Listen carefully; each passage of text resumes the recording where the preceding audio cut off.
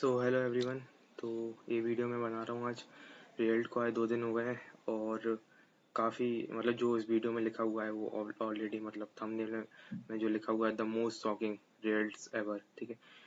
और RTI file करने की बात कर रहे हैं काफ़ी लोग इस पर, ठीक है।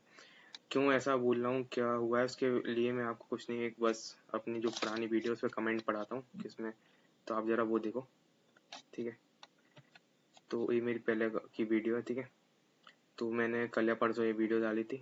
तो उस पर इसमें लिखा था मैंने कि how UPSC failed us and most stupid process, ठीक है। इसमें आप एक बार कमेंट पढ़ो क्या आए हैं। जैसे कि एक कमेंट ये है अवनीश कुमार सिंह का कि my GS score is 91 to 96 as per several case and C set is 92 to 95 still could not find my name, ठीक है। एक केस हुआ। कोई बोल रहा है कि हाँ बहुत सारी आरटीआई फाइल करो यूपीएससी पे एज मच एज पॉसिबल, ठीक है। कोई बता रहा है कि इसके 89 से 94 तक मार्क्स बन रहे थे जीएस में, सीसेट में 85 प्लस था फिर भी नहीं हुआ, ठीक है। और ना जाने कुछ बोल रहे हैं कि आंसर की रिवील करो, कितना मतलब एक तरह का आउटरीच कह सकते हैं बच्चों में, जो कि है और होना भी चाहिए क्योंकि जिस तरह का रिजल्ट आया है मतलब और आप ट्विटर पे भी देखो ना, ट्रेंड चल रहा है कहीं ना कहीं, ठीक है। कि स्कोरिंग 88 से 94 ऐसे करके 6 कोचिंग इंस्टीट्यूट है तब भी नहीं निकला, ठीक है। और ये मीम बन रहे हैं बहुत सारे, ठीक है। जीएस में 95 प्लस आ रहा था तब भी नहीं निकला, ऐसे करके हर जगह यही चल रहा है, पूरा यूट्यूब, पूरा अपना ट्विटर पे भी ये ट्रेंड चल रहा है, ठीक है। तो काफ़ी बच्चे डिमांड कर रहे हैं कि रिफॉर्म लेके आओ यूपीएससी में, ट्रांसपेरेंसी लाओ, आंसर की रिलीज करो। तो कुल मिला के ओवरऑल जो ट्रेंड है वो मैं ये बताना चाह रहा हूँ कि क्या है कि ट्रेंड ये है कि मतलब कि अगर अपन देखें तो मोस्ट ऑफ जो इस एग्जाम में मतलब इस साल जो ऐसे हर साल कुछ ना कुछ ट्रेंड होता है, इस बार ये ट्रेंड बहुत यूनिक है कि काफ़ी बच्चों के नंबर बहुत आ रहे थे 90 प्लस जीएस में, और सी सेट में 80 प्लस आ रहे थे और 90 मतलब तब भी ना होना, तो ये काफ़ी एक यूनिक ट्रेंड है जो इस बार देखा गया है, ठीक है। हर साल ऐसा होता था कि अगर मान लो बच्चों के नंबर नहीं आ रहे हैं तो बच्चे मतलब एक समझ में आ जाता था कि हाँ चलो नहीं आ रहे हैं, तो मतलब एक नहीं हो रहा है, एक बॉर्डर पे क्लियर। इस बार ऐसा था कि क्लियर होते हो रहे हैं, दिख रहा है, मेंस का पढ़ना शुरू कर दिया है और काफियों का उनमें नाम नहीं आया, और जिनके कम स्कोर आ रहे थे बॉर्डर पे, जिस सोच की काफी हैवी वेरिएशन हुआ है यूपीएससी के आंसर की में, बहुत ज्यादा ही।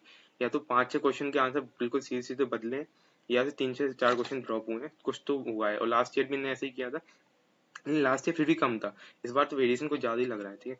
तो इसकी वजह से काफी शॉकिंग ट्रेंड्स आ रहे हैं। तो काफी बोल रहे हैं कि आरटीआई फाइल करो यूपीएससी पे, तो मैं आपको एक आरटीआई जो पहले फाइल हुई है तो उसके बारे में बताना चाहूंगा कि मृणाल पटेल इस बारे में आपको जानते होंगे, इनको इकोनॉमी के लिए। तो इनके वेबसाइट पे डाली है, इनने क्या किया था 2012 आर टाइम पे आरटीआई फाइल करी थी यूपीएससी के अगेंस्ट आंसर के निकालने के लिए।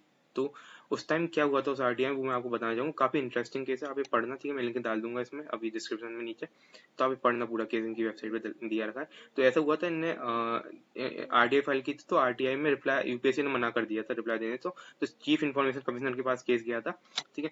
तो उसके बाद क्या होता कि केस चला था, चीफ इन्फॉर्मेशन कमिश्नर ने मृणाल पाटिल सर के फेवर में रूल किया था कि आप है ना आंसर की रिलीज करो, यूपीएससी को बोल दिया था। तो यूपीएससी ने सीआईसी के ऑर्डर के अगेंस्ट हाई कोर्ट में अपील कर दी, दिल्ली हाई कोर्ट में। उसके बाद यूपीएससी ने क्या रिप्लाई दिया दिल्ली हाई कोर्ट में कि there is no larger public interest involve in insisting on disclosure of the answer keys, मतलब कि अगर हम आंसर की रिलीज कर दें तो लोगों का मतलब कुछ ऐसा पब्लिक इंटरेस्ट इन्वॉल्व नहीं है, तो हम इसलिए आंसर की तभी रिलीज करेंगे जब पूरी प्रोसेस खत्म होगी।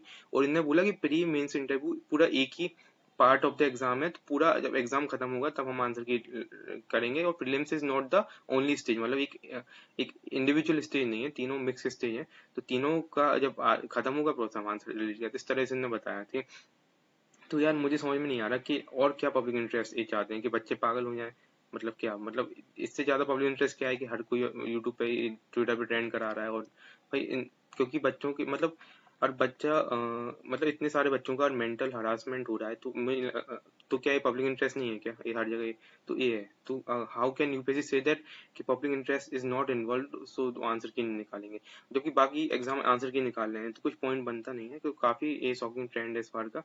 तो वही है कि मतलब अभी काफी दिनों तक चलने वाला है, ठीक है। तो ठीक है, मेरे हिसाब से आवाज उठनी चाहिए और कहीं ना कहीं अपन को इस पर बात करनी ही चाहिए, तो अच्छी बात है आपकी बात हो रही है, ठीक है। क्योंकि अगर आप समझ रहे हो 2012-13 में आरटीआई जो फाइल हुई थी उस, और अभी अपन 2025 को प्रीलिम्स दे रहे हैं, तो अभी तक कुछ 10-15 साल में कोई रिफॉर्म आई नहीं है। तो एक डेमोक्रेटिक कंट्री में आप एक कॉन्स्टिट्यूशनल बॉडी से एक उम्मीद नहीं करोगे ट्रांसपेरेंट होने की, तो आप किससे ट्रांसपेरेंसी सीख कर रहे हो? तो इन दी एंड ये है कि अगर यूपीएससी एथिक्स में सिलेबस में देता है ट्रांसपेरेंसी, तो सबसे पहले वो बच्चों से ट्रांसपेरेंसी एक्सपेक्ट करने की जगह खुद ट्रांसपेरेंट होकर बताए। तो जिससे कि क्या है कि अपन को ये नहीं बोलना पड़ेगा रिजल्ट शॉकिंग आया। रिजल्ट शॉकिंग नहीं आना चाहिए, रिजल्ट प्रेडिक्टेबल आना चाहिए। यानी कि जितना स्कोर पहले होता भी था 2016-17 अकॉर्डिंग, कि जितना बच्चे कैलकुलेट करते थे उतने ही लगभग उसके 2-4 नंबर ऊपर नीचे हो जाता था। इस बार हो सकता है कि 10-10, 15-15 नंबर ऊपर नीचे हो रहा है। तो ये बहुत शॉकिंग है। और चलो तुम्हें तो कोई दिक्कत नहीं है। मैं ठीक है, मेरे काफी दोस्तों में खुद भी जिसने मेंस लिखा है या इंटरव्यू दिया है, तो वो सब भी मेरे काफी दोस्त हैं जो जिन ऑलरेडी रैंक आ चुकी है, उनका इस बार प्री निकला। तो काफी शॉकिंग था ये सच में रिजल्ट, क्योंकि इस तरह से हो रहा है कि यार दिक्कत ये है कि अब वो आंसर किसे मिलाते हैं तो कोचिंग वाले कुछ और ही, फिर यूपीएससी के आंसर की फिर वो रिप्रेजेंटेशन नहीं बोलते। तो रिप्रेजेंटेशन किसके आगे? पहले तुम अपनी आंसर की तो बताओ। तुम बोलोगे ए आंसर, तभी तो हम उसके आगे रिप्रेजेंट करेंगे, नहीं बी आंसर होना चाहिए। तो आंसर की निकाले बिना क्या रिप्रेजेंटेशन होता है? On what basis should be file representation? तो काफी शॉकिंग है। तो इस चीज को अपन को एडजस्ट करने में थोड़ा टाइम लगेगा, ठीक है। अभी भी आरटीआई मैं कह रहा हूँ कि फाइल किए जा सकती है, अगर अपन लोग चाहें तो अपन ट्विटर पे ट्रेंड चला सकते हैं, और चल भी रहा है दिन भर से। मैं बहुत सारे मीम बनते हुए देख रहा हूँ मैं, ठीक है। तो मीम मत बनाओ, ठीक है, ट्रेंड कराओ, टैग करो लोगों को, ठीक है, कर सकते हो आप, ठीक है। और कुछ अपन कर सकते हैं तो आप कमेंट में करके बताओ, ठीक है। इस वीडियो को पहुंचाओ जहां तक पहुंचा सकते हो, ठीक है। Thank you so much for watching this video. और अगली वीडियो में मैं आपको एक शॉकिंग चीज और बताऊंगा, जो काफी मतलब बच्चे कह रहे हैं, मतलब ऐसा सुनने में आया कि थोड़ा एक यूनिक पैटर्न इस बार देखने मिला है, जो शायद स्कैम का एक अंदाजा हो सकता है। तो वो मैं अगली वीडियो में बताऊंगा आपको, ठीक है। Thank you so much for watching this video.